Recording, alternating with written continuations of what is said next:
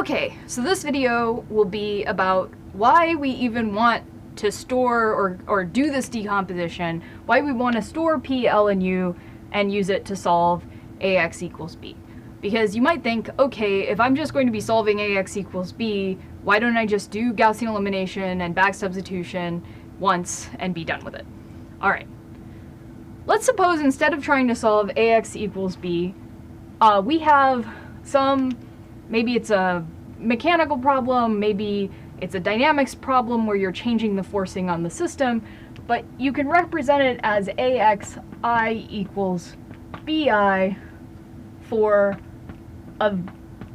some number of i's. And specifically we're interested in the case where we have large K. So what this is saying is we have the same system of equations, except that the inhomogeneous part is changing. And again, so this could be you have changes in forcing or you have changes in boundary conditions, I don't know. It's going to depend on your problem setup.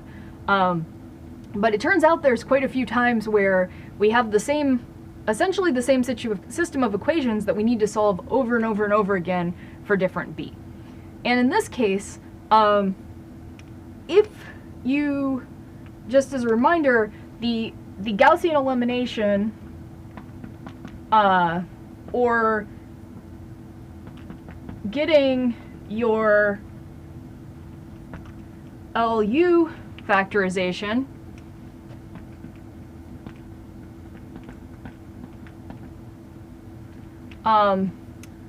that costs approximately order n cubed flops, or floating point operations. So the n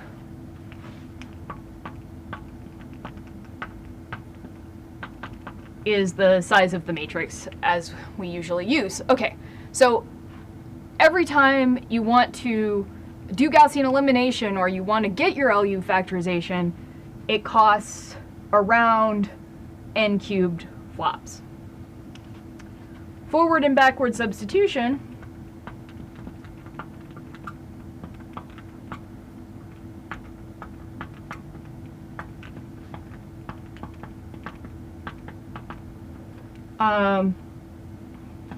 cost order n squared flops.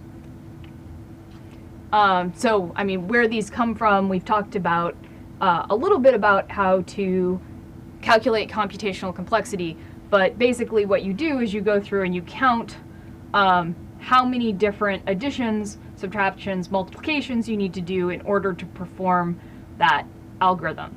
So, Gaussian elimination, the actual factoring part, is much more expensive than the forward and backward substitution, and that should be kind of obvious because when you do Gaussian elimination, you essentially have to touch every single entry in your matrix. Whereas when you do your forward and backward substitution, you're only doing operations on the upper diagonal or the lower diagonal. So it makes sense that as your matrix gets bigger and bigger, you'll be touching one less dimension of that matrix during the operations. Okay. I mean, and to actually count, you would have to actually get to this order of operations, you'd have to go through and count each operation or keep track of each operation. All right. So what this means is that if we solved AX equals B using Gaussian elimination,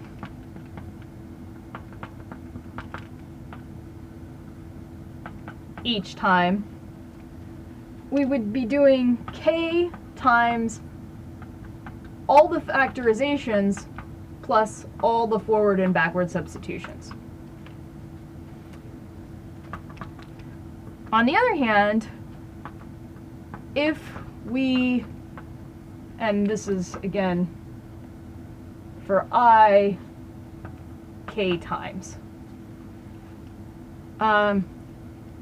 if we, instead of factoring a every single time we need to solve ax equals b for a different x, or for a different b, and therefore a different x because it'll have a different solution.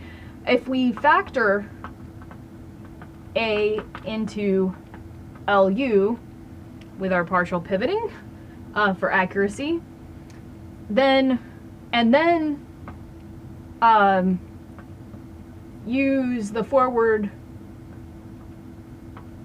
and backward substitutions for each I, then this is going to be k, whoops, this is going to be that order n cubed from the Gaussian elimination, or the factorization, only happens once, and then we have to do the forward and back substitution k times. So as k gets bigger and bigger, what that means is this method is going to go like order k times n cubed, because essentially these n squared are going to be relatively negligible, whereas